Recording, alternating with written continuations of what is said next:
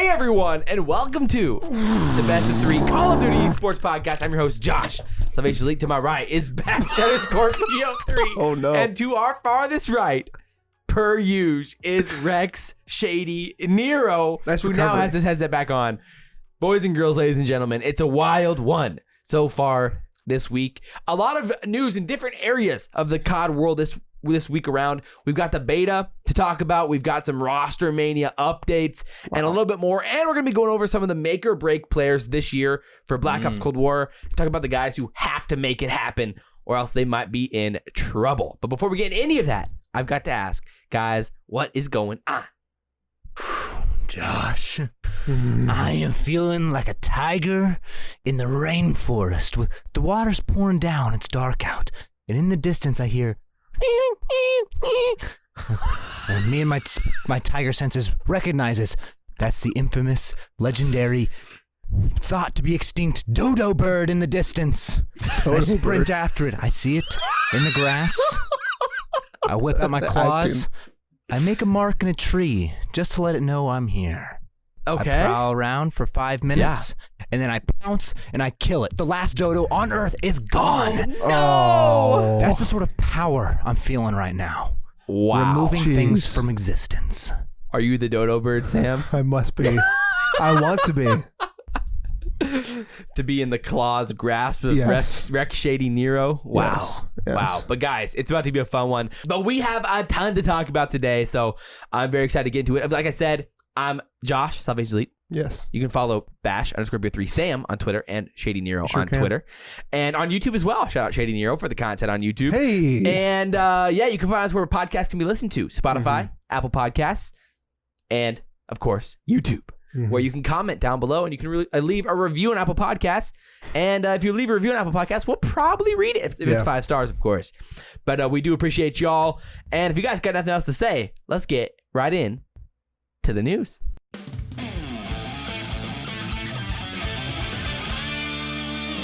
The Call of Duty News of the Week. Sponsor would wow. actually be kind of lit. Guys, can we get a candle sponsor? This week is brought to you by Walmart. Hazelnut Cream. From Walmart. Mainstays. Is that the Walmart brand? I don't know if it's mainstays, Yankee but I Candle. Can we get Yankee definitely bought it from Candle? Walmart. Yeah. Hey, Yankee Candle. Any reps out there? Yeah, We- dude. Any we need candle makers? We need a sponsor. Bread Candles? bakers? What else is there? Candles are an untapped gaming market. I'm Shoe telling you. tanners? They are. Yeah. I'm in. I'd be down. Yeah. Yeah.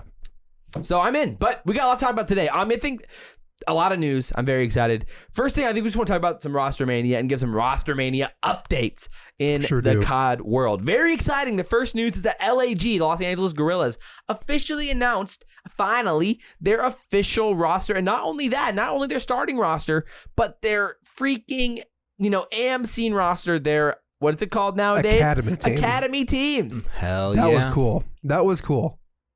We haven't finally,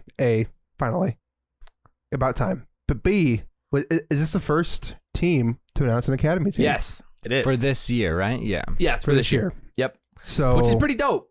I mean, again, their official starting lineup, of course, is Silly, Apathy, Assault, and Vivid, which has basically been the group of 4 since the beginning of ROSTERMANIA that CDL Intel, shout out, no free shout outs, has done a fantastic job of following, and he's nailed this one from the beginning. So Silly, Apathy, Assault, and Vivid, which, I mean, we haven't really talked enough about this roster. We've mentioned it here and there. But first of all, before we talk about the Academy team, which is your boy, yes. what are your guys' thoughts on this roster and how it stacks up against the rest of the rosters that we know of probably happening so far? Rex, what are your thoughts? Oh, man. This is a weird one. I've always had high praise for Apathy. Silly has always been there. And Silly's never your breakout star player. I think my big thing with this is who's going to be their star. It feels like teams can Vivid need to have step up? stars. Can Vivid step up? He didn't last year, and they thought he was probably the best on the team, but how much better? So I think that's really the question. Is anyone going to be able to be their star for that team, or is it really going to be based on pure teamwork? I don't know. That would be my worry with the team, but it's a solid squad nonetheless. Right. It's going to be middle of the pack is what it looks like. It's the squad from CoD World War II minus Hecz plus Vivid. So, how's this roster going to play out in 4v4 with Vivid there, of course? I don't know. Sam, what are your thoughts? Yeah, I'm pretty much viewing this as Rocker 2.0. Interesting.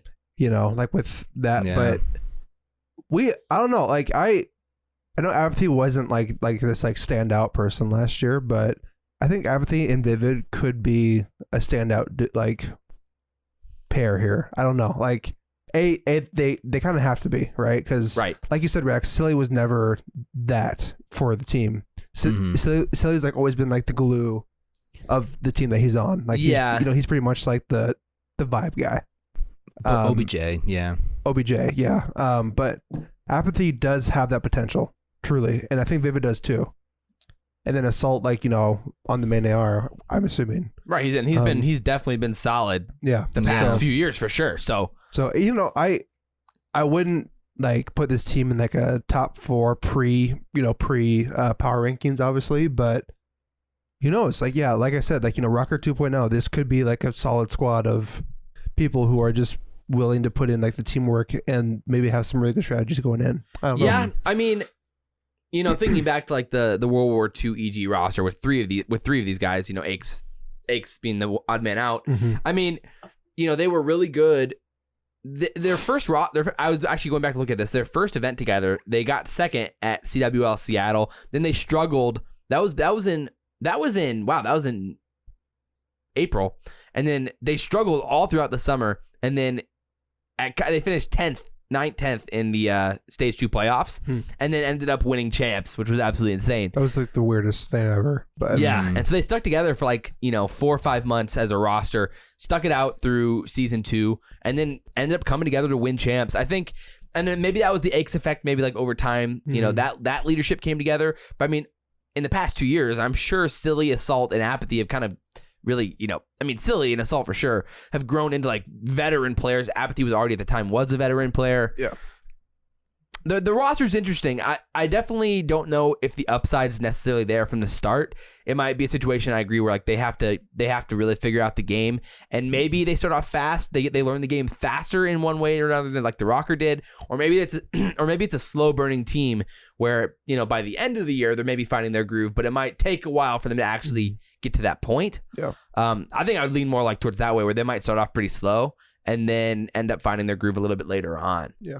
Yeah, but how big of a difference is 4v4 and 5v5? Right. I think that will also be very telling with this team too. Yeah, and Vivid never played in any tournament in 4v4. He basically made his whole come up in BO4. He played apparently in a few UMG events in World War II early in 2018. But I mean, as a amateur player, he basically made all of his come up in BO4 before going pro, of course, this year. So I don't know. I'm a little torn on the team. I wouldn't say I'm like pumped for it, but there's definitely potential there, especially if they can stick it out and like really grind this game. I'm not ruling it out like that. Nope. That's possible. They could find their way into being like a top half team. Yeah. But they're on. It's going to be a work to get. It's going to take some time for them to get there, I think. So, I mean, any other thoughts there with that team? No? Pretty much, yeah. Agreed. But the academy team is Sam's what I'm really excited for.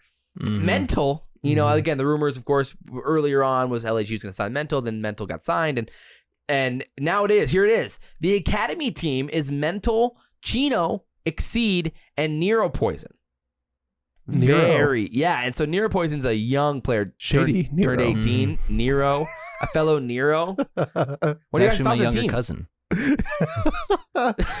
I am really excited for this team, probably more so than the main squad, just because I want Cheen to like blow it, like just go crazy, and like I don't know, like I feel like Cheen has been probably the most slept on player. The amount of times he's just been like let go. It's tough, man. It's tough, but dude, we're back in 4v4. I know. We're back in 4v4. Chino. For folks that remember TK, he won. Of course, he was the slowest player of all time. It works though. It can work. Yeah. But yeah, no. Plus Mental. It's his first year in Call of Duty. I'm super excited to watch him play in the Challenger scene. So I'm excited. I think this is a good squad. What's interesting is that they have this academy team. They didn't, like, since they decided to create an academy team, they didn't try to get players like Temp, Slack, like these like kind of more known players who like we've known to be pro for a long time. You'd imagine those would be the first to be picked up for academy teams. And then also you have the fact of like people who, you know, let's say Parasite, for instance. How do these players get picked up over him? It's like Parasite had the highest placing out of everyone in NA on average. It's like how you probably a money thing. Team. Well, and you had to have players who were willing to play with mental. Yeah. I mean, depending on how that obviously comes off as a risk to some players. Yeah. And I'm sure some of the bigger name players are still waiting to see what happens with. Yeah. You know, London still seems to be making some decisions, or something weird's going on in London. Of course, Paris. So I'd imagine any of the big name players are holding out hope that something happens with those teams. And OpTic hasn't announced their fourth yet. So those like that's where Temp could end up. So I think that's kind of why the Nero's interesting here, because I mean he didn't finish like inside the top 4 at any event this year. He finished, his best placing was top 8 in a CMG tournament. Besides that, he really hasn't done anything else in like the team scene, which is really interesting. His last tournament, at least on his Gamepedia result, was the London Open, where he teamed with no one I'm actually familiar with. And previously he teamed with Robbie B, Holler, and Mochilla in the New York Open. So, I don't know. I mean, it's an interesting team. Obviously, we're going to talk more about the challenger scene once more teams start falling into place. But, I mean, at the end of the day, it's hard to say where this team would actually fall into place. But it is cool, nonetheless, to see the academy team. Sam, you good over here? I'm sorry. I just saw a tweet that was just funny. No. I'm sorry. Oh, no. Keep going. I was just random tweet. I don't know. I mean, I think it's a cool team. I think this is the type of team where you have Mental, Exceed, Gene. I mean, things could happen with this team. I'm excited about it. Sam, your boy Mental, you good? Oh my word! I'm so sorry, guys. I happened to scroll across a funny tweet. I'm very sorry. But yeah, no, I'm very excited for this team. What's your bet on does Mental play in the Pro League or in the CDL this year? I'm gonna say no. Okay, so you're gonna play conservatively. Yes. All right, Rex. I think if somebody on the team is doing bad and they want to make a switch, I feel like Mental or Exceed are gonna be possibly the first people in. I mean, are gonna be the first people in, really. Yeah, it's very possible. Unless Nero shows up to be like some like god player, then I feel like Mental and Exceed are gonna be the first ones in for that. I mean, yeah, Mental, Chino, and Exceed all have a chance. But yeah, I mean, I agree. Like, obviously, the odd man out on this team is Vivid when it comes to the 3 other guys. But maybe LAG has the most, like, you know, maybe LAG is the most loyal to Vivid, but maybe not, just because they probably just renewed his contract at the end of the day. So it is a little interesting situation for this team. I would probably go with no, but if it's a team that's going to happen, what if Mental's just insane and then Assault, Apathy, and Still are like, oh shoot, this would be kind of fun to have Mental on this team, you know? So yeah, it's very, very possible. It's very possible, but I would say it's unlikely. I'm just bothered by unless what happened to these other players? Like, I don't understand, like Temp and Slack and all them. How did none of them? Unless I think more they're all just waiting it out. Come out. Yeah, I would imagine either more are going to come out. We still got Paris. We still have. That it? No. Who do we have that? Well, I mean, Paris is the only one that doesn't yet have a team. I mean, you know, so yeah. That's again. I think all these teams are just waiting. All the players are waiting to figure out where these pieces fall and holding out hope. And then all the teams are going to sign their amateur players, their 2-way players, and their subs here in a little bit, which is kind of depends on the last resorts. Yeah. Like, I mean, come on, like, dude, the Huntsmen are going to hit up Wuskin and Skrapz and tell them, yo, you're our 2-way players. Gotta imagine. That would be dope. That would be really, really cool. And very possible to see that happening. I mean, who wouldn't want to have Skrapz or Wuskin on the bench? Like, that's insane.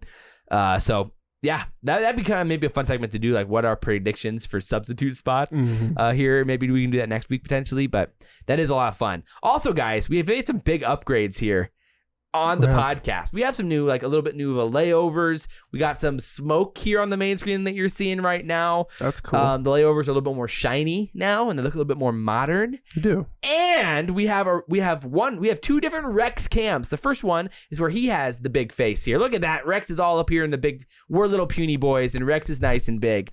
And then we have the TV. Rex looks there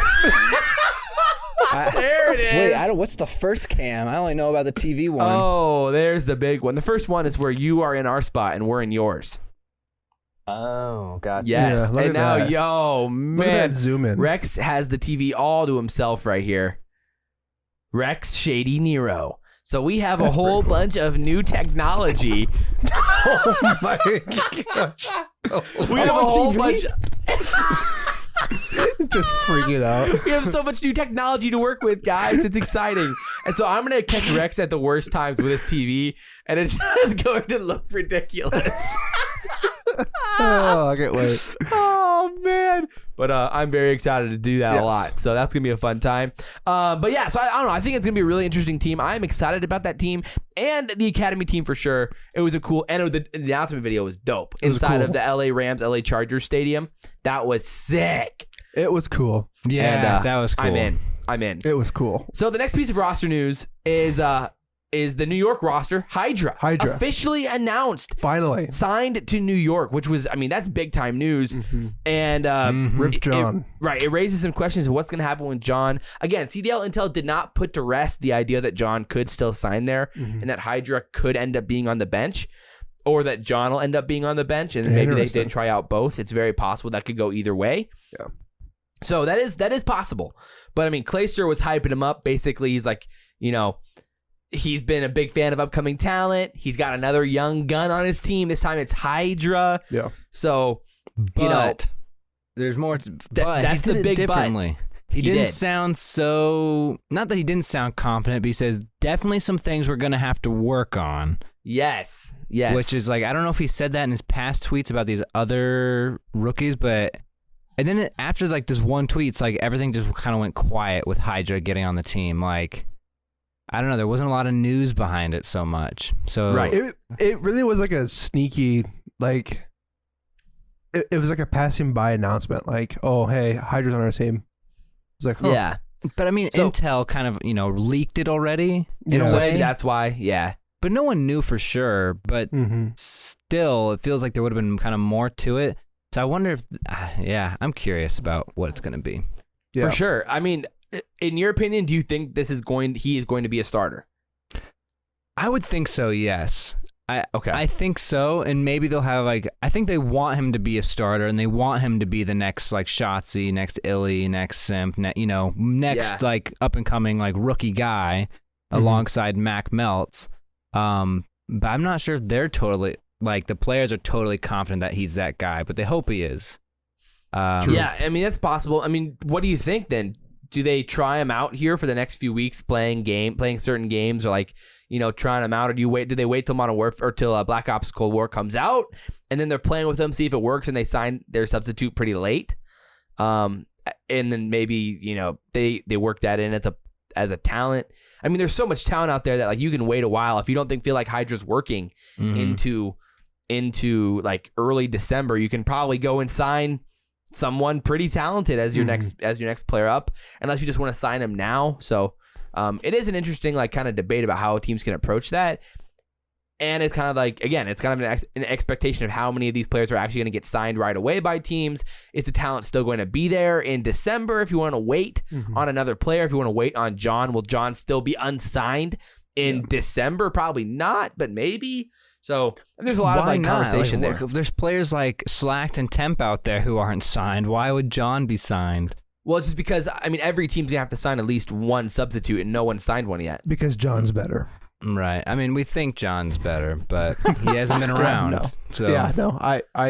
There's definitely a lot of questions. I mean, 12 of the players are going to get signed to substitute deals, and basically any player this year, because of the two-way contracts and the flexibility to play with different players that aren't on just your team, most of the good players are probably going to sign as subs somewhere. Yeah. So you're probably going to take the 12 best players off the market in the upcoming 2 months. Yeah. I would imagine. Well, you would think, but look at the academy team of Gorillas. They didn't do that.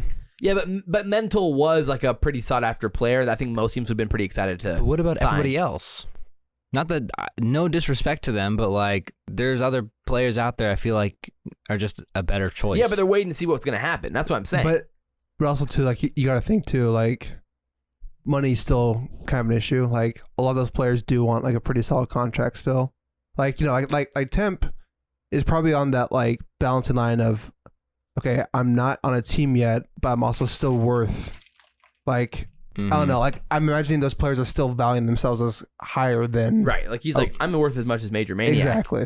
So maybe that's true. You know, that's probably like a reason why they didn't do that. Just right. you know, You don't want to cut your options short too exactly. early. Yeah. So like, And there's still over 2 months till there's going to be an event. So, but I mean, at this point, yeah, but I really do want to see I would love to see every team have an academy team. Like last year, I feel like it was kind of like, There was like weird. 4. Like there's like 4 of them, and then they kind of fell off. yeah. Then like some teams were like sponsored. I don't know. It was weird, but like it'd be awesome if we could have like a legit every single team had an academy team. I understand that money is probably an issue there too, where you know some teams don't want to have a full academy team. They may just have They one want to save sub. as much cash as possible. Exactly, but it would be cool though to see like, okay, how does the academy teams of the pro league stack up against these you know, singularities, these teams that are just strictly challengers? I don't know. That'd be Right. Right. No, for sure. I agree. That's actually really interesting. Yeah. I mean, yeah, at the end of the day, you know, if Hydra is going to be their 4th, that's going to be really fun to watch and see how he performs. Excuse me. I mean, he was on fire in the AMP scene all year long. He was destroying people, especially in the second half of the year. He was unstoppable in the AMP scene statistically, and like in the tournaments that were kept track of, his stats were nuts. And so people are expecting some pretty big things from him, and I think that's a pretty big risk considering, you know, the potential language issues that he's had, like where he's not known as like a great English speaker. So I'm sure he'll be learning English over the next, like really work on his English over the next few months as well. So there's a lot there to like kind of like sift through if you're a New York fan and hoping for that team to succeed. But it is definitely very interesting to see what that team can do with Hydra if he ends up being the starter. Yeah. So the other thing, which is like, this was also a really weird announcement just because like they've been teasing it for so long, but Toronto officially finally announced their roster, of course. I mean, they had like no surprise, like, you know, shown all of these guys throughout the year with Cammy, Kleenex, Bance, and Methods over and over and over, and finally they were revealed as Toronto's official starting 4. So no big surprise there. That, you know, the rumor was that Insight from Singularity might end up finding his way onto that team, and he did tweet like it's official tweet a while back. So I would imagine that at some point they'll reveal that he is signed, unless he signed to Singularity again, which is possible. But yeah, so that's something to look out for. But for now, I would expect him to be on Toronto as a substitute for these guys. But yeah, so I mean, what are your thoughts on Toronto now stacking up? Who roster do you like more, Toronto's or LAG's? Off the rip. That's a tough one. I want to say. Actually, it's a tough one. I'm honestly think I'm going to say LAG. Really? It comes down. I mean, Kleenex and Cammy were really good, better than I think all the players on LAG were all year. Cammy is phenomenal. And so is Kleenex. Oh, but then you sure. have Methods and Bance. Methods started picking up the pace in Modern Warfare. Let's see how Methods he has does been a in really good player. 4v4 again. I mean, he was so good in 4v4 back in World War II. World War and previously. Yeah, he was all right previously, but World War II, he definitely was really good. And then Bance kind of lost his mojo a little bit in 5v5. Maybe he'll come back in 4v4. Yeah. I don't know. It just seems like, I guess I'm sketched out. I don't know. It's tough. It's like it's a weird imbalance. Like there's 2 all-stars and 2 kind of like maybe a little bit lackluster for me. And then LAG is very like middle of the pack to lower of the middle pack area. Right. I would say Toronto. I like Toronto's roster more probably.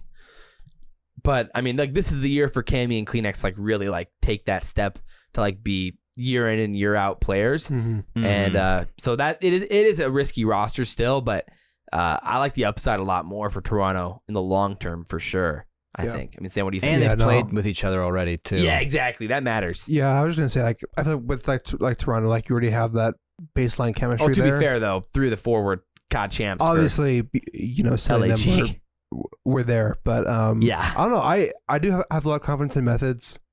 Right, I do too. Cammy and Kleenex are obviously, they're kind of breakout stars, and then Bance would be the only maybe problem, but again, a whole new format. 4v4 is just completely different. Maybe he couldn't find his stride in 5v5, like he didn't know his role. So yeah. I don't know. Yeah. I mean, again, this year with 10-day contracts, I'm really interested to see how the 10-day contracts are going to come into play with like players getting tested out, like probably more often this year than last year, in like official tournaments, I would imagine. Like, especially in 4v4, like, let's say Bance is underperforming, then like, all right, well, we can make a change. We can try out some players in 10-day contracts and try to see what we can get. So I mean, would I be shocked if at some point Bance is getting, trialed for other players? No, probably not. Especially considering the amount of changes that Toronto made this year, their willingness to try out different rosters and things. So right now, it doesn't look like they're going that same route this year with signing a large roster, which I think probably makes the most sense, especially considering there's going to be so many options in the amateur scene that you can try out this year. But I would say probably Toronto's roster I like more, just a little bit more heading into this year. So, at this point, updates-wise, OGLA still stuck. Their roster is still going to be stuck in place for now until this whole like sale situation comes into place with Hecz. Really sucks for them. Yeah, which sucks really bad for them that they can't get things finalized. And what's weird is like, I mean, I thought at this point, if the deal was already done, that we would have heard something about Hecz, like officially from Hecz at this point. I know, yeah, but he has been off the grid this week. Yeah, so he must be really like in the mix trying to figure something out, or like finalizing certain parts of the deal. I don't know what it is, but I thought we might see an announcement at some point by now, but nothing. Yeah. So either he's trying to put something together that's really dope, or he's just really trying to finalize this thing in some way or another. Yeah. But as far as OGLA, is this relative news to the deal? I don't know. But 100T did announce that they're leaving CSGO, which is interesting timing to announce that they're dropping one of their rosters while Hecz has a team up for sale. Pretty interesting. I don't know. Do you think there's any smoke to those flames at all? Any smoke, Rex? No. I think they're just going to Valorant, to be honest. It's probably what it is, right? Because like what would be the connection there? Just that they're... I mean, the biggest thing is I would imagine 100T didn't expect any LA spot to open up in the CDL for quite some time. Yeah. And now that there's one there, then maybe they reconsider, And we did hear last year that there was a bidding process for certain cities that because the LA spot was so sought after that they were doing a bidding process. So maybe they didn't want to pay the full... They didn't want to pay $50 million for a spot for the LA spot. So they decided to back down. But maybe if Hecz will sell it to them for, $25 million, then maybe they're in. I don't know. Yep. It's possible. Can I lay down a conspiracy theory? Yeah, fire away. So with so you know how is his name Matty? He's the editor for Hecz, right? Yeah. And the Huntsman, but on the Huntsman channel, Matty, I don't think he's been the one editing it. You look good on that TV. Thanks. The videos have been kind of like less, like not. I don't know what to call it, like just a different sort of quality than what we're used to seeing on the Huntsman channel. Like in this most recent one, they weren't using like mics. It was like they're using like a room mic and like things were very echoey. And then before, when they were doing the trivia about, I think, Nintendo characters, like they were saying like Nintendo characters wrong, or like it was Josefo was the one doing it and not Matty's. Oh, okay. So it makes you wonder if Matty's out in LA doing media for the new OpTic brand that Hecz just bought. That's my thought. Oh, that's an his interesting editor is conspiracy out there theory. doing that. I like this. I like this smoke. That's nice. My thinking. So it's like I think they're trying to make some sort of like, social media, some big announcement thing, and that's why Matty's out there doing it. Ooh, I like it. It's a good conspiracy theory. Yeah, I'm in. But I mean, either way, we're all still waiting on that news. Who is going to buy this OGLA spot? Who is buying it? How about that 100T Dr. Disrespect collab? It's a little part ownership. How about that happens? That'd be dope. I mean, Arcides in his conversation with Attach did say that, E United was trying to get a spot in the offseason. Then going into last year, they were trying to get a spot in the CDL. It didn't end up working out. So Who knows? Who knows? But obviously we'll talk more about OpTic, Spot, Hecz, that whole situation when we hear more. And again, CDL Intel, when it comes to Paris, we're still waiting on Paris. He tweeted basically he basically said it might be a while. Probably won't be for a while until they sign a roster at this point, which is definitely interesting. And it's probably just because they're just going to wait and see what happens and be the last team to sign, get the cheapest roster possible. Yep. I mean, supposedly they've already let Brezzy through their grasp. They let Hydra through their grasp. Mm-hmm. So it's like, what is Paris doing? Who knows? What is man? Paris doing, bro? It makes no sense. Yeah. Absolutely no I'm curious sense. what they're going to tweet when they tweet out finally their roster. Like, if they're just going to Viva la do the France. pretend hype of like, here's our awesome roster. And it's just like 4 people. It's like, what? Why Red did this Shady take Nero, so Bash _ BO3. It's like, why did this Yeah. take so I'm the long? And like, kid. why have you guys not been tweeting for like forever now? And like, you guys just I know. disappeared and now you're back and act like nothing happened. This power roster is going to take down the Call of Duty League. Like, what's Paris's identity? I think that's the problem. I think we don't understand. Like, I don't know. Homeless man underneath the Eiffel Tower. Oh my gosh. Got it all for $1,000 for 1 Napoleon's year. dead body. But yeah, no, Paris. Yeah, they could just be chalk for the whole year. Yeah, I who don't knows, know. man? But again, at the end of the day, you could be the last team to sign, and in 4v4, you might be able to pull together a pretty solid roster at this point still. So that's the craziness of all things, is that Wuskin and Skrapz, we're hearing that they might have hope still with this Paris situation. Which again, if you're Paris, like what the. These guys got to be on your team. They have to be on your team. It's amazing to me that these guys are not like confirmed already. Like, holy cow. If you're Paris, they're sitting here begging to sign for minimum wage, for a minimum salary, and you're not jumping on that. What? Are you insane? Top tier players. You're gonna get players who probably had deals over 100K last year. At least Skrapz, I'm sure did. Oh yeah, over 100K last year, and you're gonna get them for half that, and you're not going to jump on that right away, who actually have followings and have people who really support them. Mm-hmm. Like, you're not going to sign that. Are you crazy? Yeah. But, as for the other European team, Alexx tweeted snake emojis and then quickly deleted it. Is it bait? Is it... I saw CDL Intel say, is it that his brother ate his pizza? Who knows? Like at this point nowadays, the snake emojis can always just be bait. It could have been not related to CoD at all, but kind of interesting. I mean, the rumored roster has been like Alexx, Dylan, Shawnee, and then supposedly Zero has been linked to London for quite a while now. So that was the other kind of update there with the news. I think it'd be what are your weird if thoughts? Alex is the one that got like Alex seems like A lock. A kind of a star player that I feel like is the one not to get snaked. Unless these veterans are like trying to get their other veteran friends on it for some reason.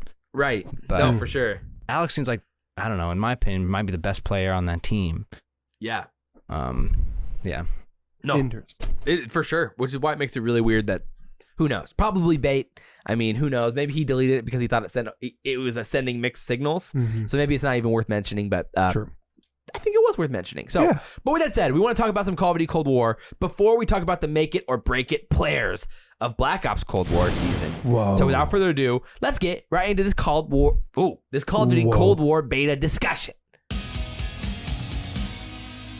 This is the price we pay for what we do.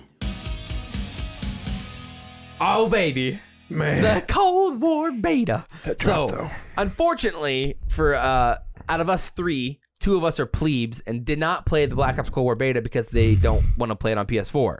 I got waiting till this next weekend. Oh, How cool. could we? Cool, guys. Cool. I was the only one that played the Black Ops Cold War beta out of us 3. But I do want to have a discussion about it. I'm sure you guys watched a little bit of it. I watched a lot. Maybe and more. So I want to hear you guys' thoughts and questions and everything else while we're talking about it. But first of all, when it comes to Cold War, Control seems to be like doubled down as the official game mode for this year, as the third game mode. I mean, Attach mentioned it while on stream, and then he was like, "Isn't it already confirmed?" And so, I mean, it kind of already was. We all kind of assumed it after they announced it at the multiplayer reveal when they launched, when they said the competitive game Control, and everything else. So that seems to be our third game mode this year. S&D Hardpoint Control, pretty lit. Very excited. We're down. 100%. Yep. But yeah, the other piece of news before we kind of have an open discussion about the beta is that Von der Haar, in an interview, was asked about ranked play, and he said, you know, ranked play isn't a discussion that we can have during the beta, but he was like, I'll just say this, when has there been a Black Ops game that didn't support competitive COD? Black Ops 1. And so no, it kind of did. It had wagers and stuff in Black Ops 1. Yeah, not that so like that was competitive, but like they kind of had like, you know, you could wager your like in-game currency or whatever, like in Black Ops 1, right? Which Yeah, that was is a weird. cool I guess I'm thinking concept, more and they like should bring that ranked. back. I wish we could bring that back, man. That'd be so dope. Wager Literally your have chows points inside so the game. Oh my god, that would be. Yeah. That was pretty cool. Yeah, it'd be sick. But yeah. But yeah, so that is very exciting news. That I is mean, like, I'm exciting. throwing a party because that sounds like we're getting ranked play. That's pretty much confirmation. Just please not ranked where I'm Emerald Diamond 5003 fire. I don't want to do that. Like that Within, made like, zero sense. Within like the group Alpha Lizard Nut 2. Yeah, within Yeah. like Like, crazy like the groups. rank within like your group. It's like what And is competing happening? against like 30 Like, people. how it good was is just a this? grind Like, I had fest. no idea. Made no idea. So as long as we get some sort of elo system or some sort of like simple bronze, silver, gold, platinum Keep system it simple, based off wins and stupid. losses, and maybe taking into account how you played in the game a little bit, and maybe not punishing you so hard for when your teammate disconnects. Yeah, And maybe allowing you to reconnect if you disconnect. yeah. These are all the nice changes. Oh my god! Like yeah. How about, and also voting to forfeit a map if it's so chalk, like it's a 2v4. Yes, Can you thank vote you. to forfeit, please? Because then that would end the game right away Save us all and just save 5 you to 10 minutes. Yeah, exactly. Please. Thank you. Thank you. Like every other game in this world has those features. Rogue Company. Oh, my word. Rogue Company. Shut the. Whoa. Did I You just guys mention that haven't- game? Rogue Company. Disgusting. But, okay. I mean, I want to hear what you guys have to say about the beta and what your questions are. I mean, Rex, what is the biggest question that you have about the beta and your hopes and thoughts and dreams? Oh my god! So the After the movement. beta. So in it, they talked about like yeah. how like your body is gonna move like with your jumps and everything. And Yes. when I saw that, I was not a fan of how that was probably gonna work out with how movement was. Now, you tell me, how did that? Do you even notice it? Oh, for sure. You noticed it. I mean, the movement in itself, obviously, we're going to talk about the slide cancel and the slide mechanic as a whole. But the jump shot itself, like what you mentioned, definitely felt a little off. Like the like, I don't know if it's like the animation of like your arms and the gun when you jump. Like it feels like really like bubbly. Like you jump and your gun really like gets up in the air. Yeah. It's like it really throws off like the animation, like the ADS animation when you land and stuff. They So made it way jump- too realistic with that. I mean, jumping feels useless. Like you literally can't jump shot, which is why everyone abuses the slide, and the slide is worth abusing because it's really good. And so, I mean, I don't know if you saw some of those clips of that shots he had posted throughout the weekend. He was literally ice skating across the map. Yeah, Like, and like holy cow. they did patch the what was it called, the really broken stock that you could use that would like I can't remember what it was called, but that basically broke like sliding, and it was Yeah. like insane. So they patched that, which was good. They had a really quick patch for that, which was I really appreciated. But besides that, yeah, like the movement is a little clunky still. I think it's because of like the first of all, your sprint out time is way slower than normal CODs, especially if you don't have any of the perks. I mean, any of the attachments, which was a difference between the alpha and the beta. In the beta, you know, you had to unlock all the attachments, and bro, it took so long to unlock attachments for every gun. It was like Modern Warfare, I heard, but like yeah. slower than Yeah. Modern Warfare for unlocking attachments. And think about how long it took to unlock attachments in Modern Warfare. A while. Yeah. And it felt like it was slower. That's crazy. And so, yeah, like that paired with like, you know, the alpha, you could use all the attachments off the rip. And so like you didn't really feel like the slow ADS and sprint out speed times. But in this one, you really felt it off the beginning of the game. I think that was a big problem. So, and then same thing with movement, the clunkiness of throwing nades, using stuns, and using score streaks. Like there's a really long delay after you throw a stun, a nade, or use a score streak where you can ADS. And it's like obnoxiously long. yeah. And that feels like it really slows down the pace and like the movement, I think. Yeah. And that feels a little clunky as well. So, Interesting. And mounting's a little weird, like when you mantle over something. Like there's also a weird delay with how long you can go before you ADS. And like maybe it's supposed to be more realistic, like you're hopping over the ledge and then it takes a while for you to get your gun up. But like, bruh, that was a little painful too. So there's my rant on movement in this game, because it definitely was like there's potential there, and we can talk more about the slide. But there needs to be some tweaks for sure. Yeah. So I was going to ask about score streaks. Did it feel like there was like pretty much 12 chopper gunners on the map? Bro, yeah, the score streaks, in the state that they're in with how their algorithm works, whatever. So like, like to quickly refresh everybody out there, basically when you use a score, or how you earn score streaks is slowly throughout the game, and it doesn't reset on death. And so basically there's a multiplier for how many kills you get. So basically I think it's like, to get a UAV, it would take like 5 straight or 6 straight kills, or it would take like 15 kills with getting 1 kill then dying, 1 kill then dying, 1 kill then dying. So it basically how it works is in the first half there aren't very many streaks, and then in the second half everyone's getting their streaks, and it's an absolute streak fest in the second half. And I don't understand why they decided to go with this. It just like it sounds like something that no one asked for. Right. Like no one. Like I know their process was, this is going to help the middle tier players, where it's not the noobs, but they're not getting the chopper gunners all the time. They want to get a chopper gunner once in a while. What middle tier player was complaining about not getting like streaks? They understood it. They weren't good enough to get one. So I don't know. I really do hope that they do reconsider it, because I just like thinking about like like think about it, like there's like guaranteed now 12, or if you're playing 6v6, it's guaranteed 12 high score streaks at least, like on the second half of the game. At least lightnings. Like you're basically getting 12 lightning strikes. They really killed the magic of what score streaks were. I remember when I was like younger, I was like getting super hyped. Like if I got like getting like a turret, a chopper gunner or something. Like that's the first time I've gotten a chopper gunner in like months or whatever. Like it used to be like a big thing for me to get streaks, and so like they just take that magic away, where it's like they just give it to everybody now. Oh, it's like, my word, it pisses that's the me point off. of these big streaks, is like they're fun to go after because they're hard for some people. Yeah, I 100% agree, dude. I remember the first time that I got a VTOL warship in BO2. And like BO2 again was my first COD that I ever played on my own. Yeah, and like the first time I got a VTOL, I was like, oh my word, I have a VTOL. This is insane. And like I recorded on my phone, like, I have a VTOL. Yeah. And like that was an awesome moment. And now it's like, basically if you have 30 kills in a game, you're going to get like a, some sort of like chopper gunner type situation. Yeah. And so, it's not ideal. I mean, basically, you'd have to go on some pretty decent streaks to get some of the high ones. Like, you'd still have to go on pretty good streaks. Yeah. But it doesn't feel anywhere as rewarding. You're like, because you can get 1 kill, like, to cap it off to get it. You're like, oh, I have it. Like, it's just, like, so unfulfilling. Yeah. Like, oh, gosh. So that's a horrible change. I hate that.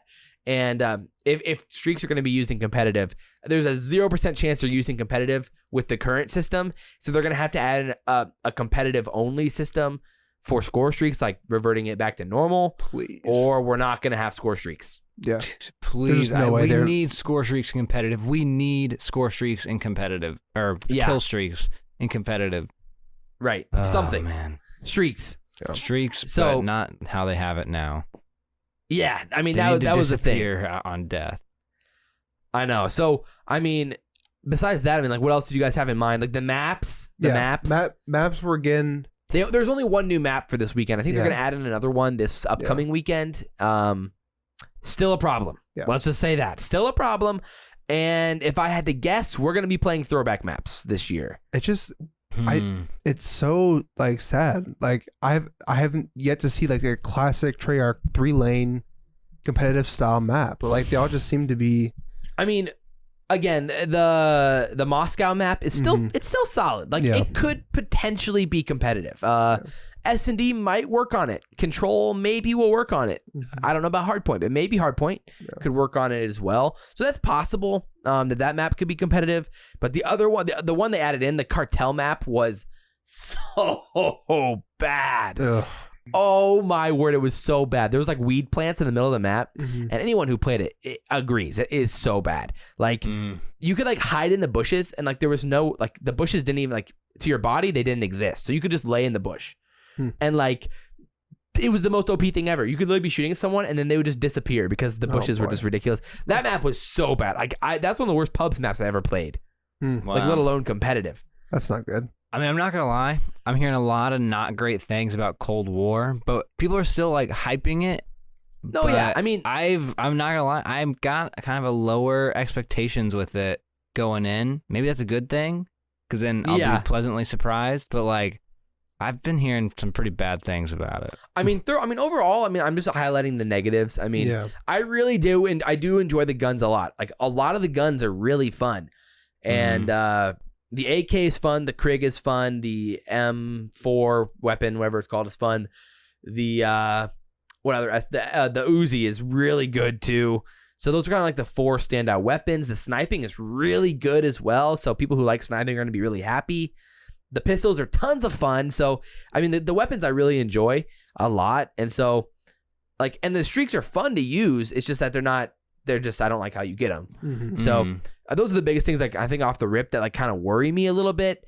I guess the attachments as well. I don't know if you guys kind of saw like how that works, but they have detailed stats of the attachments now, which is really cool. I saw that screenshot. I'm like, that's really cool. Like that was the one frustrating thing about like Modern Warfare, was trying to find how far the bars were going or moving with each attachment, you know? Right. It's like, oh, FMJ increases damage by 4 bars. Yeah. Like, what does that even mean? You know, obviously it doesn't mean. So it's like, this is 10 trillion times better. I mean, it might put exclusive ace out of a lot of videos. Yeah, true. So poor dude, poor guy. But Drifter did like a little video I saw of him explaining what every like, you know, data point means and does, which is really cool. And I mean, I'm excited about that. And that's going to make the pros have a way simpler time at the beginning of the year figuring out which attachments are going to be, you know, easy to use or good to use or the best to use. So it should help like figure out that the gun meta way sooner on, which will be nice. And I like that a lot. But I do agree that like the perks aren't ideal. Dead Silence, they changed. And unfortunately, it wasn't. You weren't able to actually use it only in the default classes. But I used the default classes a handful of times to try out the Dead Silence, and I like the Dead Silence a lot in this game. So I think we're in a pretty good spot there, for sure. I think my biggest worry competitively has got to be trophy systems. You can only get 1 trophy system every minute and 20 seconds, and it's a clock. Wow. So that is going to be a problem. I mean, like, because you spawn in with a nade and a stun. So if and these trophy systems don't reset on spawn. So it's like, that's kind of crazy. I wish the trophy system went back to being a tactical or whatever it was. I think it has to be. Like this. That's my biggest worry with the game. 100% is trophy systems, because I don't know how that's going to balance out. If everyone has a nade and a stun, and you only get 2 trophies, if 2 people are running trophies, you only get 2 trophies every minute and a half or minute 20. Like, well, how are the trophies used if they're not a lethal or tactical? They're a field upgrade. Field upgrade, I think. Okay, so they have field upgrades again. What are the field upgrades? Everything else is trash. It's like it's nothing's competitive besides that one. Is there like a speed one or anything? So maybe all 5 people would run trophies as their field upgrade, and that's how you counter it. Yeah. Like everyone is running a trophy. So that is maybe a possibility where we could see all 5 players run a trophy. And so you have 5 trophies every minute in 20 seconds, which you probably got more trophies than that in Modern Warfare. You probably had more than 5 trophies every minute in 20 seconds with 2 people running it. It just seems weird though. Like, interesting. So I don't really love that. It definitely worries me a little bit. It's going to make the game like weirdly timed with how your trophies work, and they're really easy to destroy. They're easier to destroy than Modern Warfare's trophies. So all of that mixed together, I think there could be some big time problems. You're going to have to hide the trophies really, really well, and then if they go down, suddenly the nade and stun spam is going to come in. So I think they need to fix that for sure. I could probably rant about that even longer. But I mean, that was definitely a worry off the rip. So I mean, what else do you guys like? You know, one about FOV slider. That's exciting news. That look, it seemed like frame rates were consistent too. Yeah. Like one of my biggest worries was I know in Apex Legends that was like one of the few console games that had an FOV slider. I always felt like if I cranked that up, my frames were dropping. Yeah, on the base PS4 it was. I think it was. I have the PlayStation Pro. Yeah. So I didn't really have any problems. Yeah. But I actually don't know if people who didn't have a PS Pro did or not. Yeah. But like from what I was seeing, like 95, 100, 105, whatever was like people were playing flawlessly. So that's cool. Yeah, that's huge. My sweet spot was about 105 FOV. I was like, seemed like most people were playing on either 100, 105. That was like about the sweet spot right there. Yeah. But it was great having it, man. It was really, really fun having the FOV slider back. Like, it's crazy that we never had one, especially last year with the crossplay. It's like absolutely mind blowing. But yeah, I mean the slide specifically, I guess, it was definitely a kind of like a really talked about problem. And like I totally get it. Like, it definitely is a problem. I mean, you can slide cancel. The slide is really fast, and most of the time you don't even need to slide cancel because you can kind of just like slide out of it, jump out of the slide. It acts very similar to Bo3's slide, where like you could like slide then jump, and it was like really good. And so instead of actually jumping, the best play is a slide jump around corners instead, and that works really, really well. Weird. So, it's definitely a weird combination. One thing that's interesting is that the drop shot is absolutely trash. It's so bad. And it's worse than Bo3's, Bo3's was useless. Yeah. The weird thing though is there's an attachment called the drop shot stock, which allows you to drop shot. Interesting. Ooh, That's So nice. like weird. I don't know if that stock will end up being competitive because you're giving up strafe speed to then be able to drop shot. And it was a really high level attachment, so like very few people had it. Yeah. So maybe next weekend we'll get a better idea of how that drop shot stock plays out. That I think most people will have it unlocked by then. Yeah. But I'm excited to try that one out because that could really change the movement meta if people think that that's worth sacrificing the strafe speed for the drop shot. So that's gonna be something to watch out for, I think. Yeah. Yeah. But I've ranted a lot today. This has been a very talk-heavy It was good, podcast though. for me here. It was good. Oh, thanks. Yeah, other attachments. I mean, basically the attachments are all pretty similar to Modern Warfare's. I mean, it doesn't feel like there's no ammo attachments, so I don't think we're gonna see like the OP like 10mm ammo, 9mm ammo discussions of Modern Warfare, which is probably a good thing. Yeah. So besides that, What do you think the meta is going to be? 2 AR, 2 subs? I think it'll depend on if there's gonna be smaller maps. Right now, it's 2 ARs, 2 subs. I think. Yeah. But if there's some more smaller maps added in, or we're playing some throwback maps like Slums or Summit or insert map here, then I could probably see like a 3 sub 1 AR meta, especially if the Uzi's as good as it is, because it has the Uzi will be like the flex weapon, and then probably the AK-74U would be like the main SMG weapon, I would imagine. But they're both pretty competitive right now, and I haven't had enough time to probably experiment with all of the like attachments to see which one's definitely better. Yeah. But I would imagine the AK is probably the main SMG weapon, and then the Uzi's the flex weapon. Yeah. And then the XM4 or the Krig are going to be the main AR weapon, probably. Nice. So that's good. Yeah, that's Black Ops Cold War in a nutshell. I mean, any other like thoughts you guys had? Because I don't know. I'll say I'm excited to play this weekend. I hope you guys will be on and we can play and see. Yes. What we can absolutely. do. Did it seem? I mean, the maps are pretty huge, right? It feels like the maps seem. Yeah. Again, I mean, even after the alpha, I was hoping they were going to change some things, but the alpha maps were the exact same. I mean, Moscow, Miami, and Satellite were the exact same as the alpha, so they didn't make any tweaks there. Do you think they're just teasing us? Like, are they just teasing us with kind of like they're like not competitive maps, but then like very possible when the full game comes out, they're like, all right, guys, here's our competitive maps that you guys will be using. So like they don't give us like, they're not gonna give us like all the best stuff right away, and then once we're there, it's we're gonna be happier because we didn't have such high expectations to start with. Yeah, I mean, I think... Do you still have hopes for the maps, or do you think just in general, like, their theme just is not going to be good? That's somewhat of a vibe I'm getting. It's like the maps just might not be good this year. I still have hope for the maps. I mean, at the end of the day, they're going to have some throwback maps on launch that'll be our fallback options if everything else fails. I'm pretty confident about that. The bigger thing is that, at the end of the day, the competitive audience is not their target market for the beta and for the alpha. They're going to put out maps that they think are going to play well in pubs, playing TDM, playing Kill Confirmed, playing Dom, which are not going to be competitive modes this year. So it's like, at the end of the day, I think Satellite plays as a pretty fun pubs map. Like, really, even though the Chopper Gunner, when people have it unlocked this next weekend, is going to be OPAF and you're going to get murdered off spawn because of the Chopper Gunner. It's just so stupid. But, so pubs-wise, that's a pretty good map. Miami's not the greatest map for pubs. And Cartel absolutely sucks. So my biggest worry is that they added in Cartel as if they thought it was going to be a good map, which it is a horrible map. And it's not a good map for pubs. It's a beyond trash map for competitive. Like, that's worrying for sure.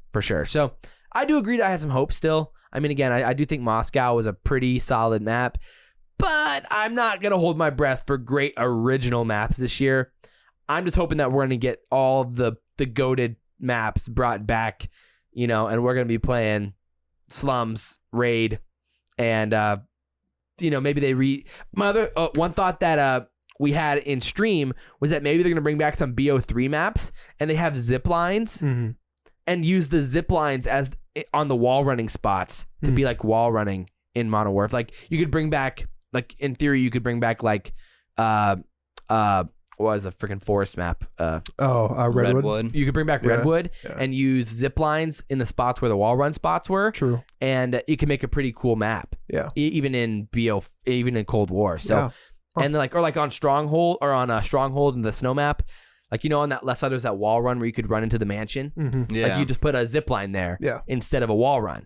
So in theory, you could almost make any of the maps work with their little zip line mechanic, which could be pretty interesting. So I could potentially see some of these maps from BO3 coming back as remastered maps as well. So that is an interesting thought. I see that on some of the maps. Redwood, I'm not sure if I see it on Redwood so much, but definitely on Stronghold I could see it, I think. For sure. So it just kind of depends, but like, there's some at least ideas there for them to use some of the BO3 maps as remastered maps for BO4 if you add in the zip lines. So I thought that was a pretty cool idea. And so I don't know. I mean, all things considered, I'm pretty excited for Cold War still. I do have some worries, but they've been very receptive on feedback. And that's in huge. Vondi we trust. In Vondi we trust. So if you guys have no other thoughts, let's do it. We're good. All right, let's go into our final segment, the make or break segment. Let's get it. So how did we end up here? Well, we just came from the, Think about it, Ariadne. How did you get here? Where are you right now?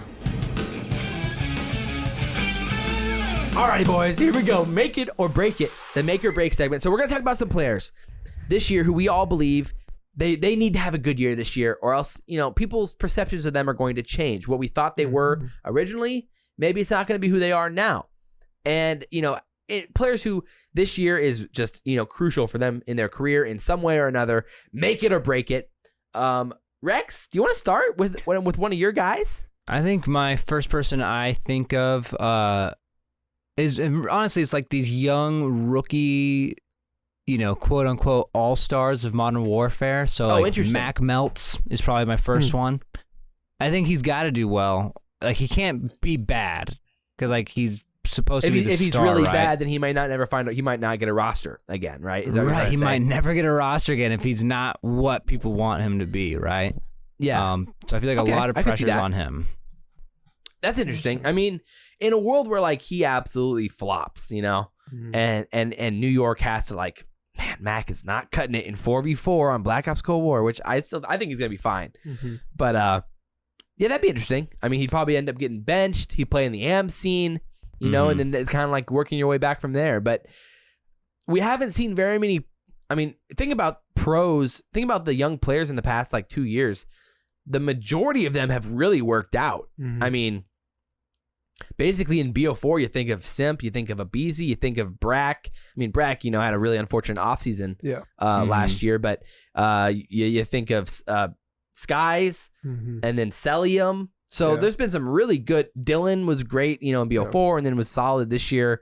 So, those were some interesting ones. I think, we'll see if Mac can keep it up going into year 2. That's a really fun one. I think because Mac needs to be worth it to the point where it's like it was worth keeping him and using him rather than picking up, Temp or Slack. Like all these other players that are known to be consistently For sure. In good. this year when there's going to be a lot of good guys out there. Worth that.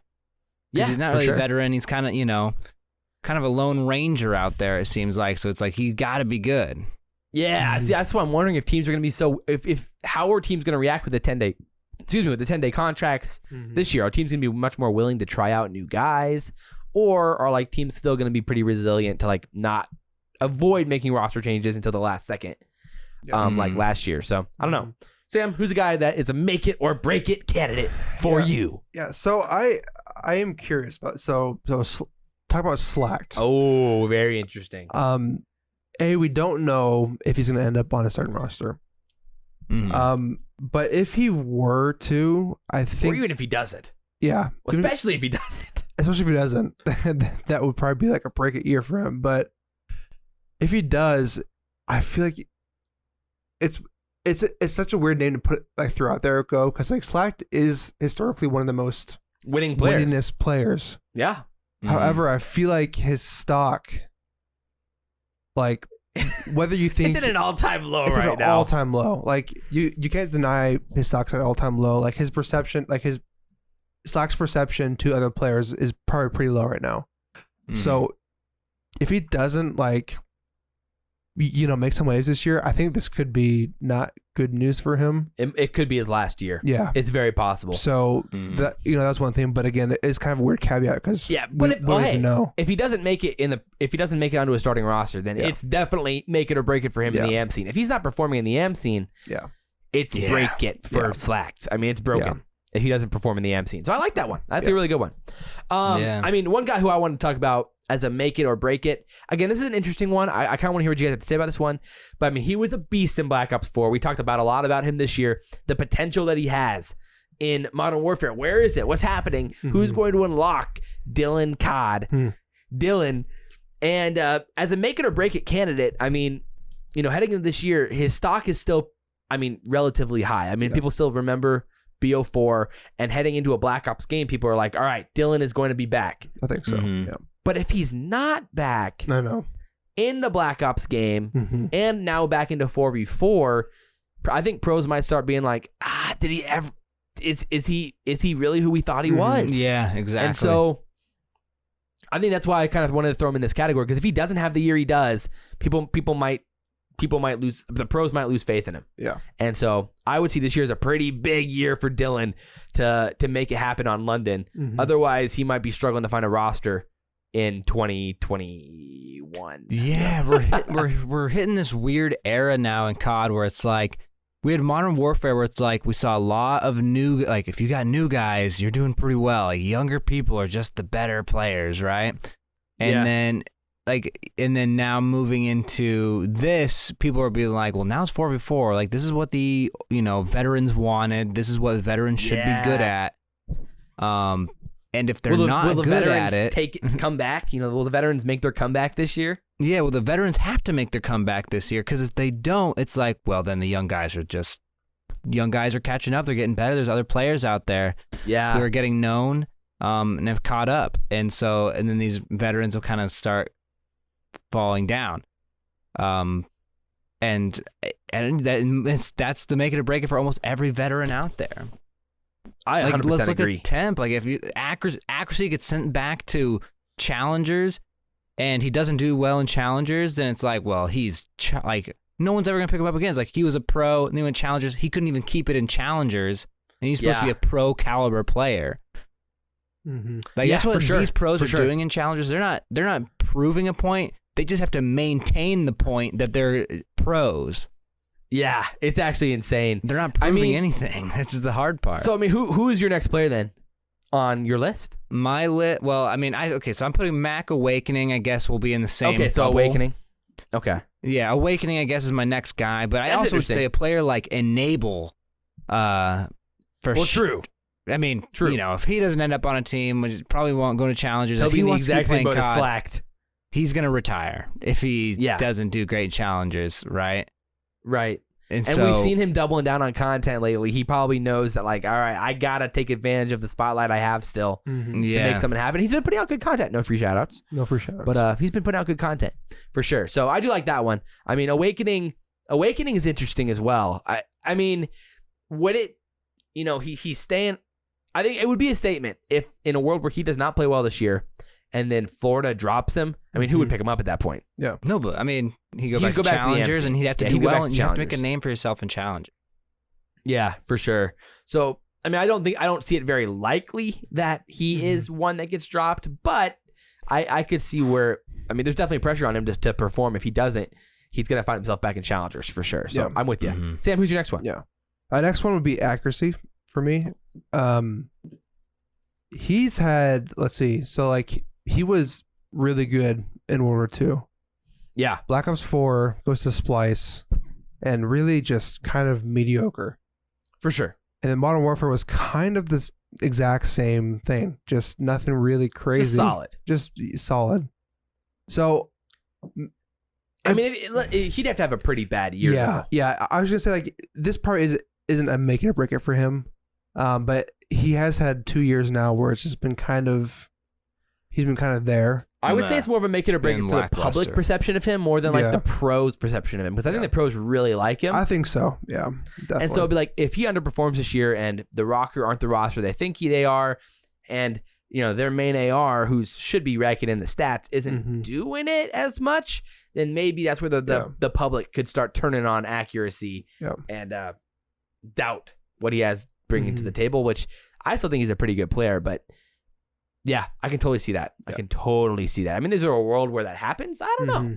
I mean, it's probably pretty unlikely. I would expect he makes it happen. Yeah, right? I think he does make it happen here. Honestly, because like now he's in a position to kind of play that like heavy main AR role. So. Yeah, for sure. And he's on a good team too, Yeah. which will be fun. So, my player, the next guy, which we kind of already mentioned a little bit, in this podcast, is Vivid. I mean, kind of in the same boat as Mac and Awakening, as a guy who's new to the scene, well, the pro scene, and again, based off that roster, I mean, he's the odd man out, and they got some interesting pieces on their amateur team, on their academy team, that they can bring up in the case that Vivid isn't playing well. Yeah. And so that's why I would say it's make it or break for Vivid this year in the CDL. If he doesn't perform, Mental, Chino, well, I don't know if Chino, depending on the meta. Yeah. But, you know, Exceed, Nero, who knows? Someone is probably going to take Vivid's spot if he's not performing in the first, you know, 3 or 4 months of the league. Make it or break it for Vivid. What about Pristini? Man, Pristini's a weird one. he is. Because We're definitely going to talk more about the Seattle roster for sure, but I would agree. I mean, Pristini,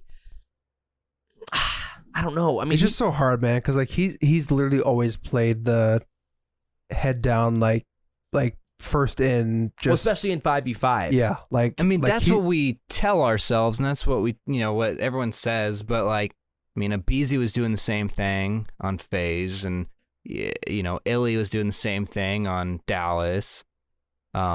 Maybe even Hook. Like it. So it's like, I don't know. It's weird.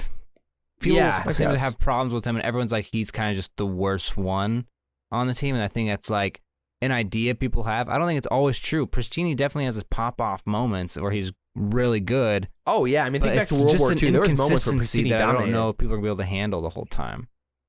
Yeah. But I mean, again, this year he's going to be in more of a Slayer role than ever before, at least in the past 2 years for sure. And so I do agree that there's a make it or break it aspect to Pristini because, as playing that new role back in 4v4, he has to show up. And if he doesn't, that team's not going to be very good. Yeah. So Right. I agree. Rex, who's your next guy? I mean, I said Pristini. Okay, that's your. Oh, okay, I see. That That is your makes guy. sense. That makes sense. Yeah. Okay, Sam, who's your next guy? Yeah. So I had Looney Oh, here. his teammate. His teammate Looney. So Looney was kind of given a crappy card in Modern Warfare. You know, he was on the starting roster at the beginning, but then, if I remember correctly, it was pretty much a mediocre performance, and he was off. Yeah. Right. Pretty early on. So the thing is like I truly think Looney's a really good player. Like I do. And I think there's another situation where the pro players know Looney's a really good player, but again, it could be more of like a public thing where people probably just look down on Looney because he wasn't playing in the pro league. So if he doesn't make, if he doesn't step up, I think it could Backfire on him. hurt his stock. But at the same time, though, I could see it. He's a pretty respected pro, though. I think he'll be fine. Like he'd find a roster, but if it doesn't if he kind of poops the bed a little bit, I feel like he still would be fine next year. But at the same time, coming off of Modern Warfare, he just didn't he obviously didn't play. So right, yeah, no, I agree with you. I agree. I mean, it's a weird spot to be. It is, again. Every year we're getting farther and farther away from what the old era of COD was, as the young guys continue to step up and slowly but surely make it their league.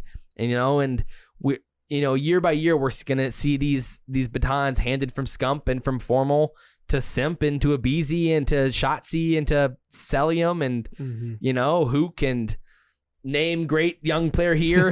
There's just a lot of great players that the batons are slowly getting handed to. Yeah. And this year could continue that unless 4v4 really is the year of the veteran. Yeah. Revenge of the Sith. After the last two Clone Wars movies. But I kind of would love it for it to be the year of the veterans. It'd be really exciting. Yeah, it'd be really fun. So it's possible for sure. And I think in the same boat, I think one guy we kind of have to talk about the whole Seattle roster then.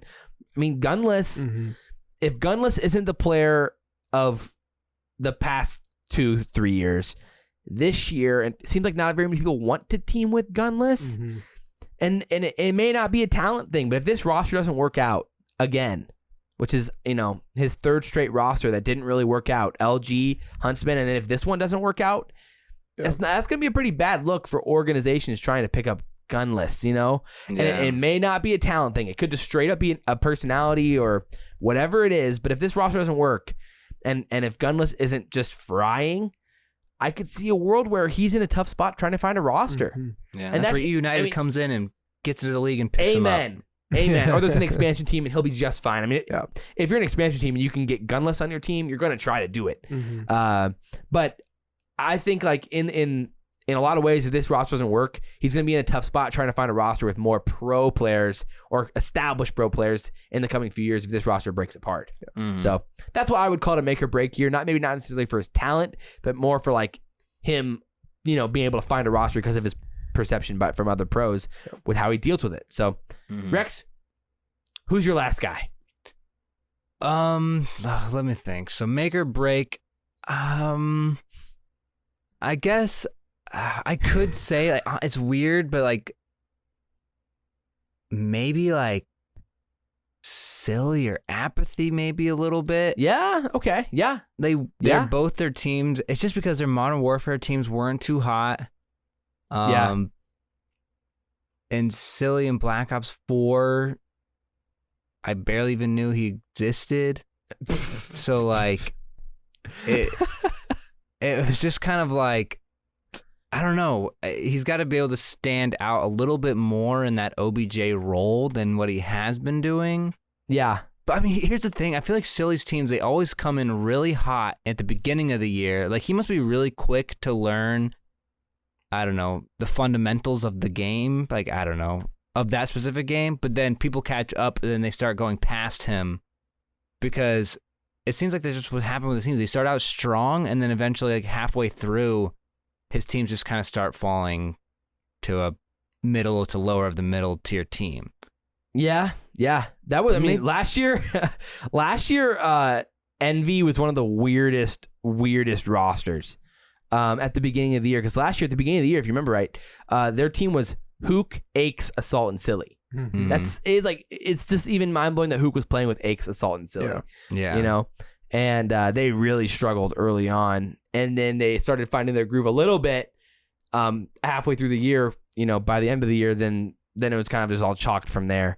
Yeah. But because they finished top 4 at CWL London, and then that was their best finish of the year. And besides that, they basically never finished inside the top 8 with the core of Hecz, Silly, and Assault. Even when Gunless was on that team at the end of the year, after that whole drama with LG, which was just crazy. Wow. So it was a weird roster year last year with all of that.